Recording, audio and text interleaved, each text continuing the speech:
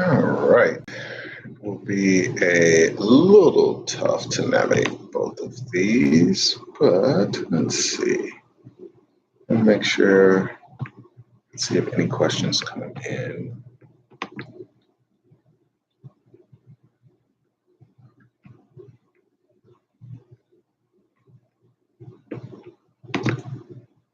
All right, cool video today. Got a great question from subscriber and member of the income program, Peter.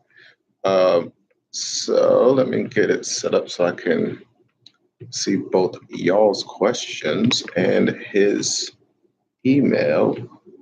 Nihal, what is up, man? How are you?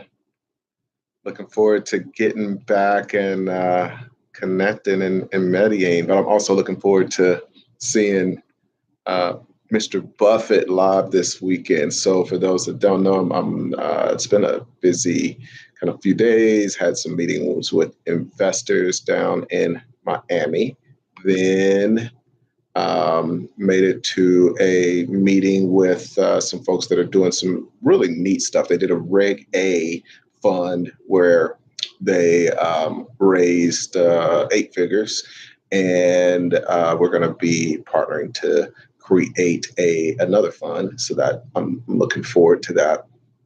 And most excitingly, I'm headed to Omaha, and the only reason that I would be heading to Omaha is to hang out and we're actually meeting with a couple of folks that should be a good meeting, but looking forward to getting to go to a Berkshire meeting where I'll get to hear Warren and the great Charlie Munger. I think Charlie Munger is probably the most underrated human.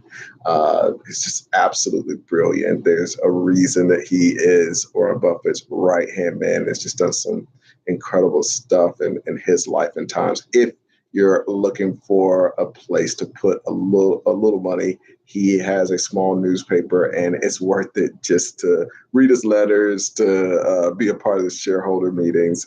He's just a dynamic guy. All right, so let's get into the subject of today's call. All right, so Peter shot an email, says, great talking to you. We talked a while back. I always find your videos inspirational. I appreciate that, Peter. They make me question the way I do things and challenge me to up my game. And yeah, it's just always great to have as many folks that are challenging you as possible. If you're looking for a new topic, I have a question. Someone who's in 40 deals plus, more than most of us, and constantly doing new deals. Yeah, right now, this month, we may end up closing 6 deals, which we've closed 3 or 4 deals a month the last few months, but it's shooting for 6 this month. So I'm curious to learn more about your organizational structure. In other words, I know that you have one or more leads on each business, and you have some employees. Could you elaborate a little more? So how many employees do you have? How many are full-time? What are their roles? How are they organized? For example, does one person perform certain functions across all the businesses? Maybe you could even draw a org chart. Do you also use freelancers on a regular basis? Let me just give you guys an overview, and then I'm going to go through all these one by one. How have you had to make adjustments as you've increased the number of deals that you're in? Have you learned from any mistakes? Do you have any advice for someone looking to increase the number of businesses in their portfolio? Someone who's location independent, what are your favorite tools for managing everyone? All right, so let's just go right to the top. How many employees do you have? That is a tough question because I think what you want to know is how many employees do I have working for just like me that are overseeing the deals, and it's how appropriate. And that's why I wanted to go ahead and get to this question, because I really admire the way that Warren Buffett has built his company and team and all of that. And here they are headed towards $1 trillion business, but it only has 40 direct employees. There are only 40 employees. But what they're doing is leveraging. I mean, they're really focused on making that an investment company, and then they are leveraging a ton of money to invest in different deals. And so I try to do a similar thing. I am just with direct employees at 5 employees, which when you consider the amount of leverage that Warren has with 40, I'm nowhere near 1/10 the size of Warren Buffett. So I probably don't even need that many, but it's impressive that he's doing what he is with 40 employees. So I'm at 5. And what I will usually have is 2 people that are kind of directly under me. I've got one person that is part-time. He is an accountant and a finance guy and MBA and all of that. And he's awesome. And just really just works on the numbers side of the business, which is everything from helping with reports. It's working on some tax stuff and some finance stuff, but we also outsource a lot of that. So it's not like he does our taxes, but as far as communication, we have several different, even just taxing. So like in each area of the business, there's a person and then there's a ton that's outsourced. So, we do have a second person that I guess could be included as a part-time employee that does some bookkeeping and that kind of thing. But we have a tax accounting firm that's like my tax accountant. We have a company that does the audits and stuff for the funds that I'm helping to manage. But then that has to be like specific. Now we have a new accounting firm that's actually a top 10 accounting firm for the public entity. So for all of these different things, like we have an internal person that's helping with the numbers, but there's a lot that's outsourced as well. Kind of skipping ahead, a lot of this goes back, and the why behind a lot of this is that I am kind of nomad. So I'm location independent. And so everything is kind of remote. So the more that we're able to kind of have these dispersed teams, the better, but it does create more management challenges. If I were sitting in the office every day and everybody came in, then that would probably make things a little bit easier. But I would prefer, I value location independence enough that it's worth doing the extra work to manage these teams, to have the right people in place and try to streamline it. It forces you to really streamline the process, I feel like. So that's a little bit about what that internal employee and the outside portion look like. On the other side, I have a guy who's kind of helps with operations that a lot of you guys will interact with, Luis. And, it's kind of the internal operations and then helping to oversee some of those external operators. And so, like you mentioned, we have leads that are in all of these businesses that we're helping to run. But then we also have Ace Chapman and just internal stuff, which isn't a huge priority. I was just in a meeting last night where they're like, man, you should be advertising and doing more with your personal brand and all that. And it's like, yeah, I'd love to, but we have a lot of businesses that are generating money. So I'd rather take that money and buy yet another business and get that into that process. So he kind of oversees a lot of those other folks. So some of those people that are running the outside businesses are leads. Others are kind of outsourced teams that we pay to help manage some of the businesses. And then some of them are, some of those businesses have their own employees. So we may buy the business and it comes with employees that have already been running it, which is the ideal situation. And with those folks, we're able to just buy the whole business. We have that team, and then we're overseeing that team that runs the business. So there are 3 types of folks that are helping with the operations. After that, we have 3 people of the other five that are very generalists. It's just like, anything that Bernardo needs help on, anything that Louise needs help on, they're out there kind of making it happen. And then one of those folks is kind of my personal assistant, and they just kind of manage my schedule and travel and all of that. So that's a little bit about what that kind of answers those first three questions. How many employees, full-time, part-time, mix, and their roles. The other thing, let's move down here. Let's see what I missed. So, do you also use freelancers on a regular basis?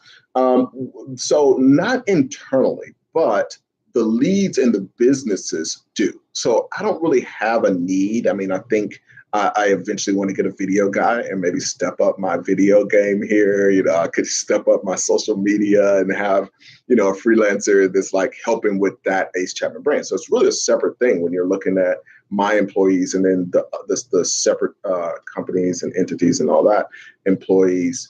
And with those folks, what they're doing, they will use freelancers all the time. So in the businesses that we own, like we're always using freelancers, from Fiverr to Upwork to ProBlogger to referrals from other people. We've got a mix of everything. I definitely recommend that. Again, when it comes down to being location independent, I think that's where the world is moving. And the more dispersed your team, the more you're able to have remote employees. It does a couple of things, like obviously, selfishly, I know that for me, I'm going to have the best opportunities. I'm going to be able to go to places that treat me the best, that want me there and make my life easier. I don't want to have to fight for somebody to let me live the way I want to live. And so that's one aspect. But the other aspect is it allows you to find the very best talent. If I'm located in Miami, which is a great town, or my original hometown, Chattanooga or Atlanta or San Diego, some of the places I've lived, I'm still, as great as the talent may be, I'm only able to kind of use that talent when I need them to come into the office, or they have to be willing to move to Chattanooga. What I'm able to do with this dispersed team and having remote workers is find great people wherever they are. Like, I don't care if you're the best developer and you're in Eastern Europe, I want to use you. If you're the best graphics person and you're in New Zealand, I want to use you. So it allows me to find the very best people, or allows the leads in the businesses to find the very best people. And so, we're running this thing. We're trying to follow the Buffett model with a remote business model. So next question is, how have you adjusted as you've increased the number of deals? Have you learned from any mistakes? Do you have any advice for anyone who is looking to increase the number of businesses in their portfolio? So my biggest goal is I really want probably the biggest mistake that I've made, and one that I want to go back and try again, is originally when I decided to move overseas, I still had the tanning salons. I still had quite a bit of real estate. And, when I was like, all right, I said, I got rid of a bunch of stuff, I'm going to live a lot more simply, kind of have a minimalist lifestyle. And I didn't do that as well in my business to kind of make sure that all of that was streamlined. I had a property manager. If anybody's investing in real estate, how that goes. And I had a really amazing manager with the salons. But there were just a lot of things that I needed to be on the ground for. And I also think that technology, there were a lot of things that we have access to now that I didn't have access to back then that I think would make it easier. So I'm starting to do more and invest in more offline businesses. And I think that we've gotten our current model of kind of a central station, and then a lot of tentacles going out to all the different leads and that kind of thing. There's some specific businesses that I think we're able to buy and manage that I kind of nicknamed dispatch businesses. So going after those kind of business models that are selling at like 1 and 2 multiples that are easy to run remotely.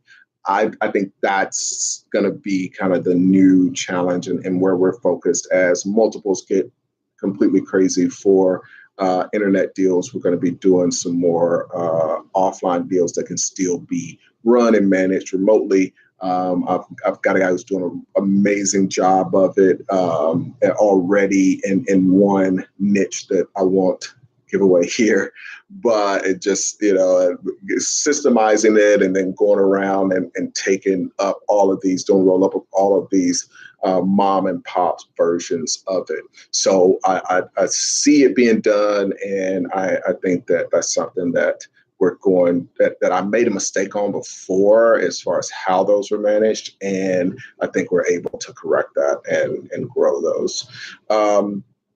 So do I have any advice for someone looking to increase the number of businesses in their portfolio? I mean, the biggest advice at the beginning is outsource. Find really great people that can do the job and outsource to those folks. The other thing I think is buying larger businesses. When somebody's got a larger business, they've gone through the gauntlet. They've had a lot of tests. They've had to figure a lot of things out. A lot of times it's going to come with a team.